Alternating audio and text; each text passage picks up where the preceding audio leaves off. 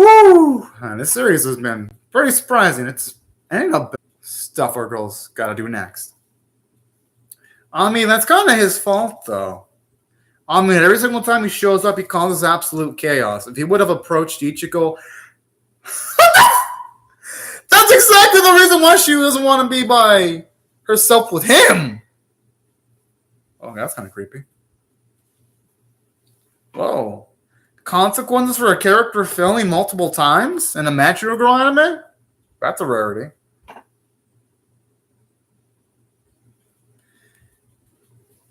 Okay, that dude is actually right.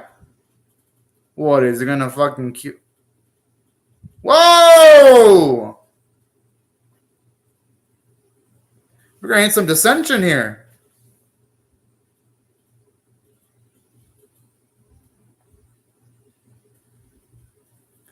I like how he's absolutely possessive. Oh! Ha! I love that smug look on that one's face.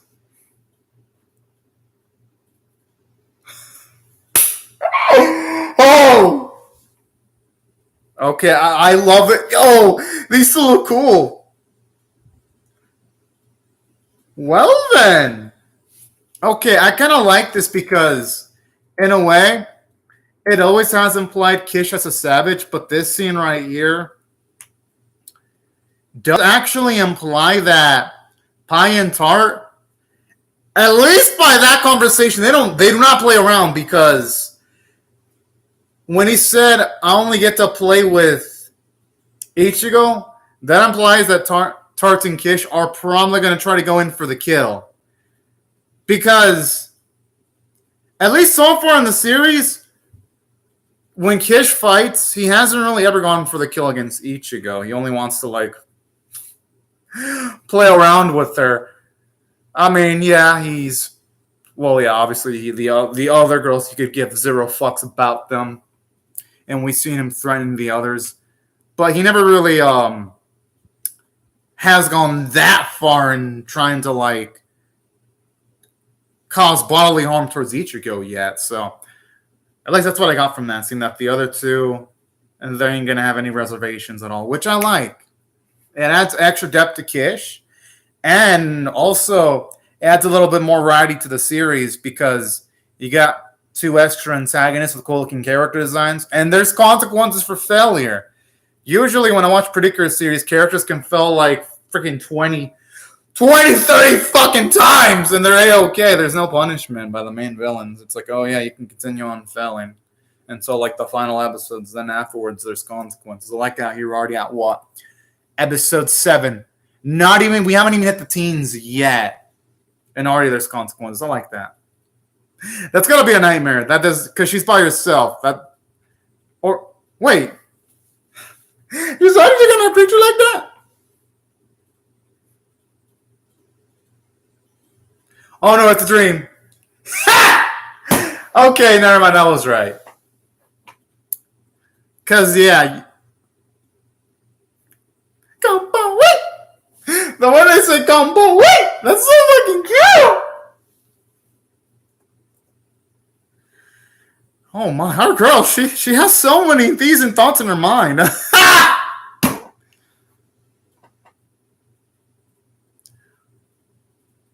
Oh boy. At least no one can hear what she's saying.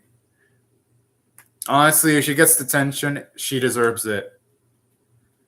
I understand she's busy, but yeah.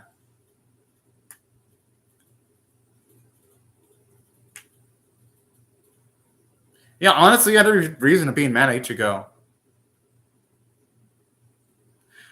I'm gonna guess those battles take a lot more toll on her body. That's probably why she's so tired.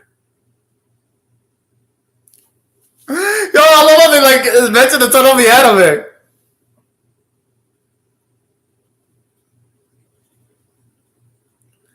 Oh, if only knew it ain't CG. I wouldn't blame people for being gaga over them. I mean, hey, that's on her. Oh, they're fangirls of her. At the very least, her friends are giving her praise, though, indirectly, but hey, it's still praise. I swear, this girl's gonna accidentally expose herself as one of the Tokyo Mew Mew girls. Finally someone noticed! I like that, though. At least you have an in-canon explanation for, yes, girls noticing that there's a resemblance, but they believe there's no way that can actually happen. I like how they acknowledge that. Because some anime will have characters look the same, but you won't have people make the connection between characters that look aesthetically similar. That's why I like that bit there. Again, this series has a lot more thought and care put into its story than most conventional macho girl animes. I'm looking at you, Pretty Cure, and I like the Pretty Cure series, but the Pretty Cure series has problems when it comes to continuity.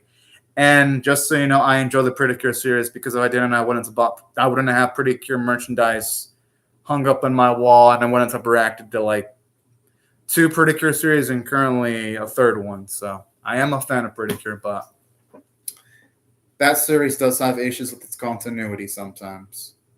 What the?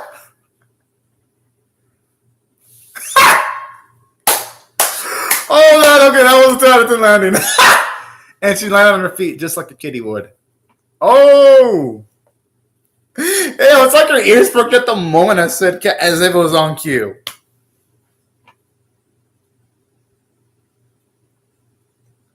I'm glad there was no one there to call her on the bullshit, though, because if there was, that excuse wouldn't have flied.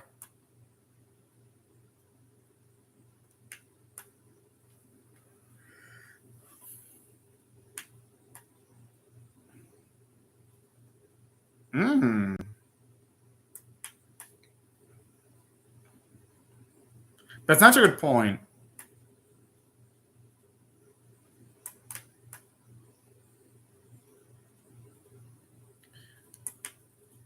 I mean, hey. Hey, okay, at the very least, there's a good reason for why there haven't been a lot of interactions between the team and 2. In a way, it's kind of convenient for Ichigo, though, because this can help her give more time. That's kind of good, though, because it gives her time on finding out how to balance her work life with her Tokyo Mew Mew life. Yes!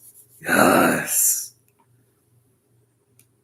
My ship is sailing beautifully. And yes, I ship Aoyama and Ichigo for those of you wondering. Woo! Look at them eyes. Guy looks like he has all the interest in the world in our girl. And for good reason. Yeah, it probably made her day. No, that made her night and day and year. Could it be love? I feel like that's love blooming in the air. Oh, Ling, so cute.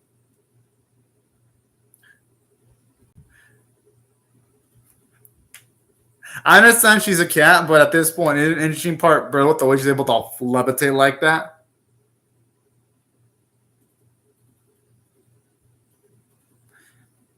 She does look gorgeous, but why does Zakura need to actually work in that cafe, though? Doesn't she have, like, responsibilities as someone that's a celebrity?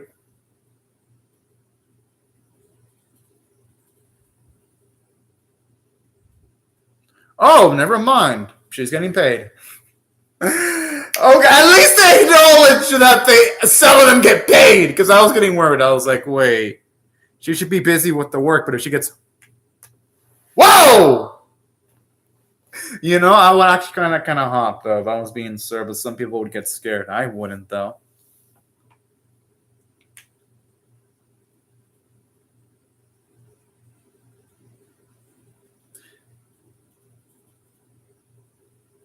I like how she's trying to impose her will on others. I love all the girls in the background is like in awe. Like her boy. I'm assuming that's her boyfriend.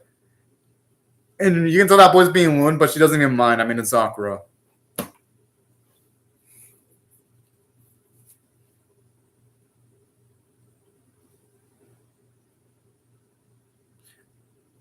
Oh. All right, finally, we're getting into the bigger topics now. Makes sense.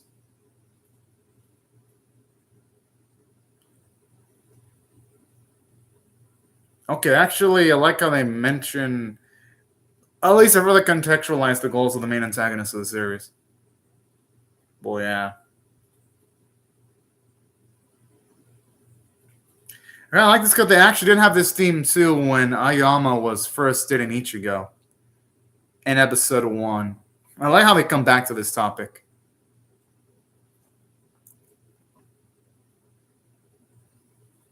But our girls already know all this, though. That's not anything new to them. Like, at all.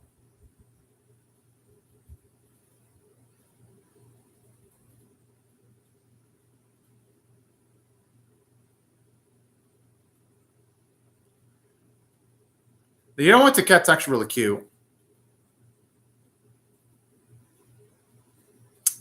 Should be easy enough. Okay, at the very least now, they still explain what happens if they achieve everything. So I kind of like how they explain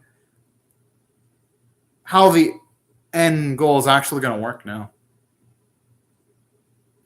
And the reason why I like them mentioning this is because this is going to further motivate Ichigo because she says she does want her body back. So that's why I think this is actually kind of nice. Because they acknowledge that the first bit of the episode. And then they go all the way with explaining what could happen if they achieve victory. Aww. That kid is so fucking adorable. Yo! That's the first time we see Sakura without smiling.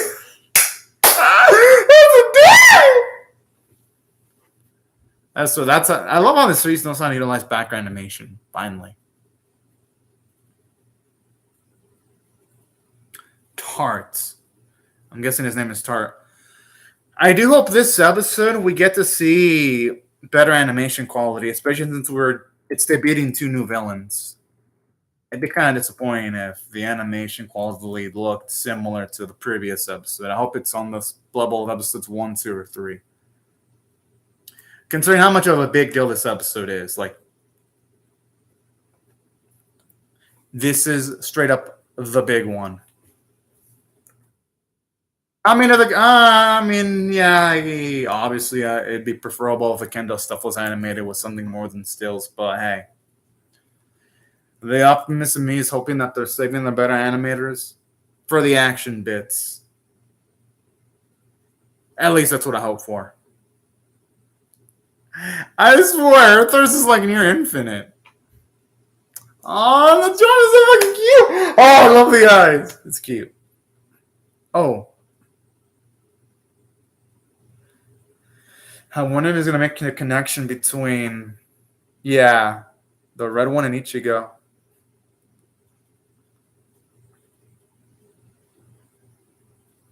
Whoa! Damn!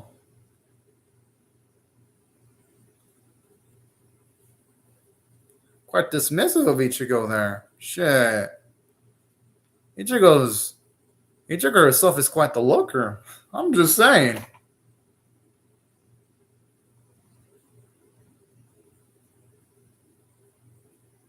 Probably drop the charm, potentially. Or not.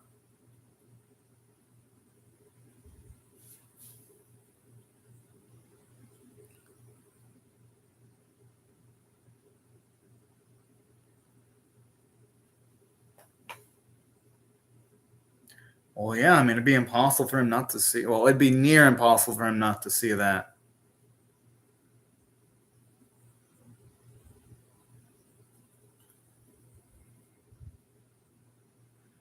Well, yeah, I mean, he's the one that spends a lot of time with Ichigo, so it would make sense.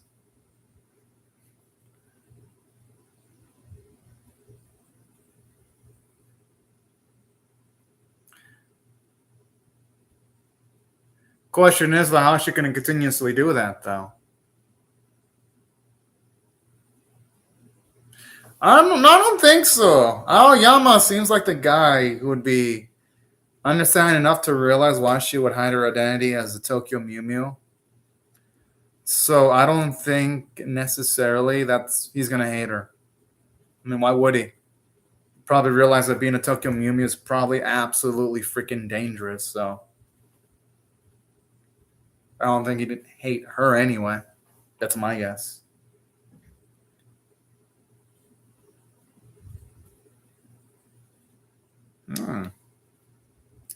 This guy's got like a sixth sense.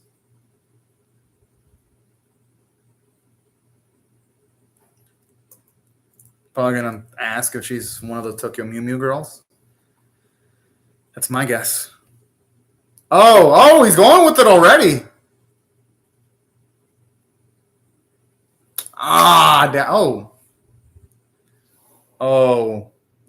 Yeah.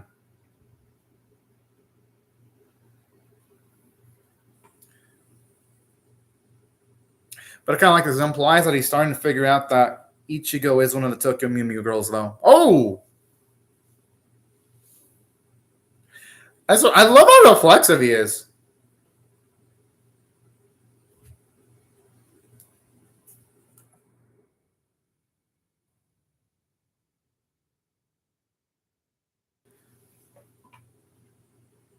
I actually do wonder how Ichigo would fend for herself, though. Okay, Aoyama! My goodness! Yeah, but would she want to risk Aoyama being in danger? Oh! You know, think with the way she sung that, she had a little bit of kendo practice, too.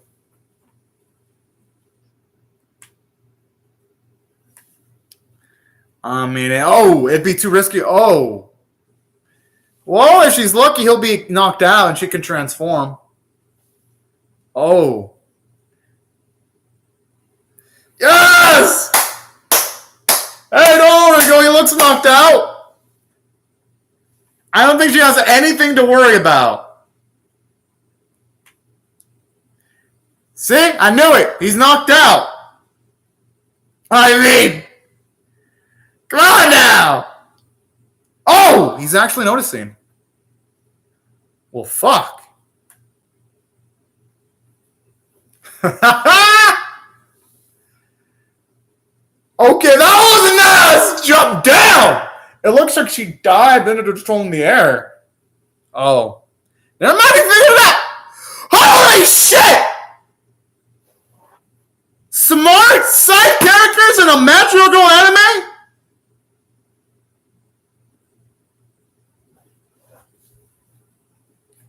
I like the way they did the animation too, where when she's tearing up, you can actually see the tears in her eyes. That is some damn good animation there. I thought for a second he figured out that was Ichigo.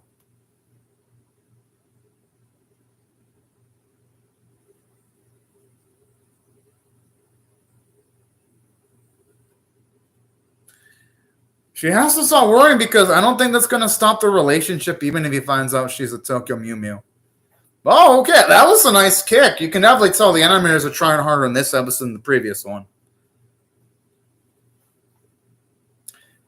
Because there's like so many little details animated that you wouldn't get in the previous episode, save for like any scene involving Zakura Mint last week.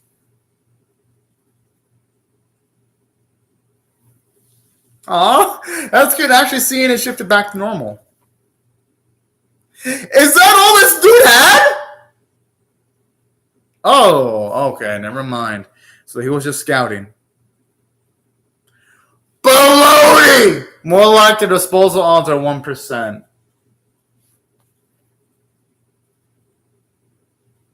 I think that's Odie? Sounds pretty cute, actually.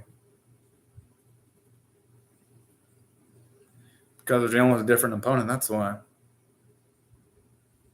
I like how Nacho was easy, too. Because it actually did seem easier than usual, because normally I take all 5 girls.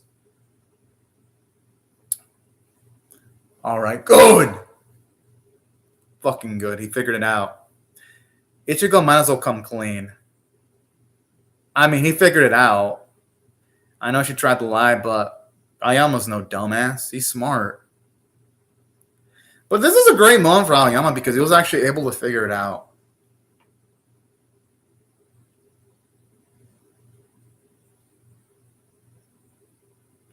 The thing is, though, I still. She honestly should talk it out because, regardless of the. Oh.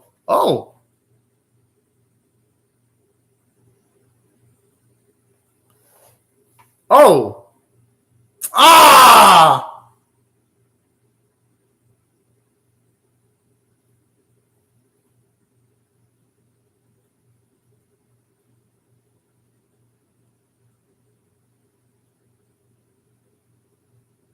Come on! What? Oh, I was so proud of the series being like, oh, he figured it out.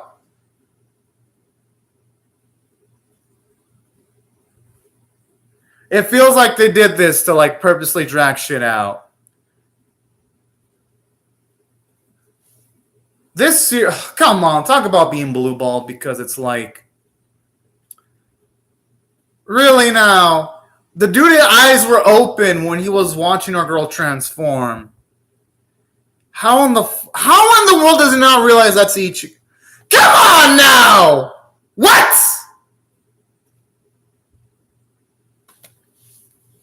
I mean, don't get me wrong. I enjoyed this episode overall. I was about to give this episode 9 out of 10. Ain't gonna do that anymore. That's some fucking bullshit. This is the first time a Tokyo Mew Mew episode's ever pissed me off. A Tokyo Mew Mew new. And I don't care if it's anime kid, and that's how it was in the manga. I'm like, just because it's in the manga doesn't make it okay either. It feels like they did this just to artificially inflate the plot of the series. I mean, come on now. I still enjoyed. Even then, she wouldn't have to say goodbye to Aoyama. All right. Here's what I think about this episode. If I had to rate this episode on a scale of 1 to 10, with 1 being abysmal, 5 being average, and 10 being exceptional, here's what I'm going to rate this episode. 6 out of 10. Was about to be a 9 out of 10. I was like, oh, damn, it's so impressive. It's going to be so damn awesome that finally he found out. And then this episode's like, oh no, we'll just make Aoyama fucking stupid. I'm like, really? Fuck, are you fucking joking? I mean, it should have been a big sign to Aoyama that it was Ichigo that he was talking to when she reacted to the name Ichigo. I'm just saying. I'm like, come on now. Are you serious? And for Pete's sake, Ichigo sounds like Ichigo in her Tokyo Mew Mew form. I mean, that's why I thought it was kind of like a leap of logic that he doesn't know it's Ichigo. I'm like, come on now. Really, series? Really? Okay, but hey, maybe the PV at least looks exciting though. Looks like it's gonna be a character building episode for Lettuce, which I like the looks of that because I've been waiting for Lettuce to get a little bit more character development because yeah, that's something in canon she needs to work on, her self-confidence. But here's why I felt Aoyama not find out Ichigo's a Tokyo Mew Mew was bad writing in that specific instance. It's bad writing because literally, y'all could try arguing that, oh, well, he was dazed because he got hit. BS, because literally, I'll even rewatch that scene again. I'll rewatch it. Like, the dude was straight up staring at our girl when she was transforming. At least, I'll look at that bit again. Just to make sure. Yeah! Literally, his face was staring towards the direction of, like, the shining light. At least that's what it looked like in the animation. Kind of a bit to kind of call there because This is like one of you can delve into one of. No, yeah, his eyes were open. Yeah, they were open.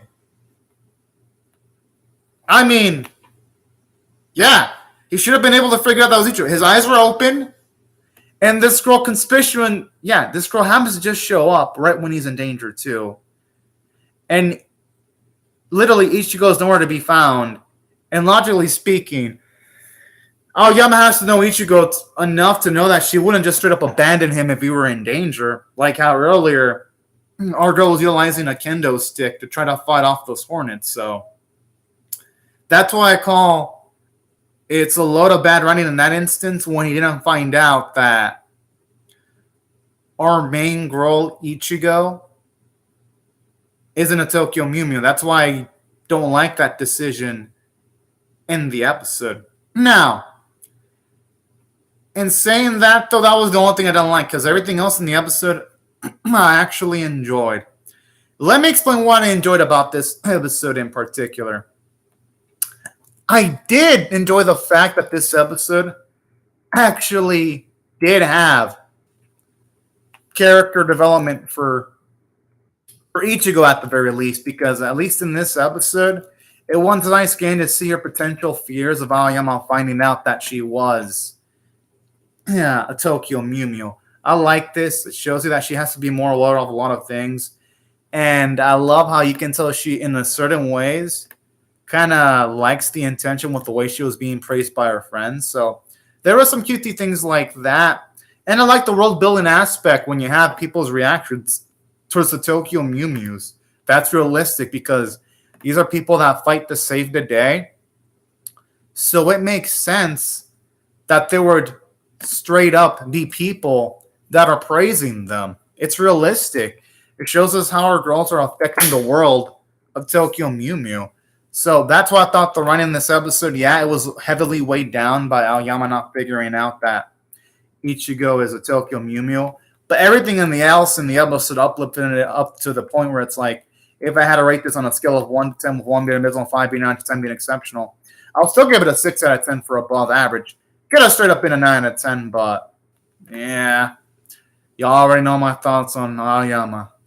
They made him. It's like he drank stupid juice in this episode. Now, in saying that, I do like the new antagonist. No, they added more stakes at the very least. So there is that at the very least. But I feel like this series shortchanged our girl inorganically, but potentially robbing her of character developments, and also Aoyama too of character developments. But these are my thoughts, though. I still enjoyed the episode, though. Don't get me wrong. And I'm still curious to see what they're going to do next week. But yeah, these are my thoughts, y'all. But anyways, everyone, thank you so much for watching my video. Hope y'all rate the video, share it, comment, subscribe, and be sure to hit the bell for notifications. And I hope y'all have a fantastic day or night, everyone. Bye-bye, y'all.